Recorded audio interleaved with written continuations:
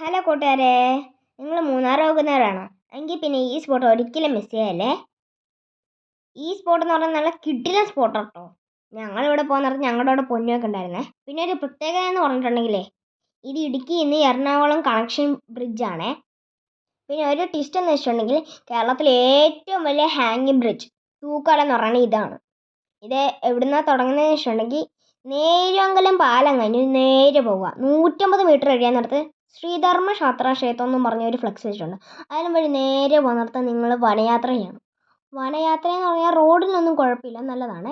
പിന്നെ നല്ല വ്യൂ ഉണ്ട്, ചെറിയ ചെറിയ അരുവിയുണ്ട്, വെള്ളച്ചാട്ടമുണ്ട്, പിന്നെ നല്ല വ്യൂ പോയിൻ്റും ഒക്കെ ഉണ്ട് അവിടെ. പിന്നെ ഇത് കണ്ടോ, നിങ്ങൾക്ക് ഈ വീഡിയോയിലൂടെ തന്നെ കാണാം എത്ര സുന്ദരമാണ് ഈ വഴിയെന്ന്.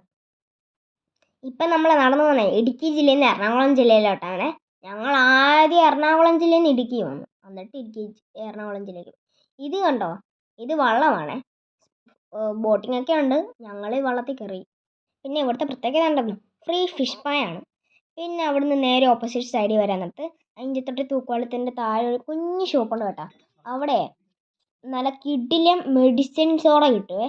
അതിനകത്തുള്ള ഇൻഗ്രീഡിയൻസ് എന്താണെന്നറിയാം? ജാതിക്ക, നെല്ലിക്ക, ഇഞ്ചി, മുളക്, കറിവേപ്പില ഇതെല്ലാം കൂടി ഇട്ട് ചതച്ച് ഗ്ലാസ്സിലിട്ട് സോഡയെ ഒഴിച്ച് ഉപ്പ് ഇട്ടങ്ങ് തരും. ഞാൻ ഉപ്പിട്ടതാണ് ഓർഡർ ചെയ്തത്, പൊന്നു പഞ്ചസാര ഇട്ടത്.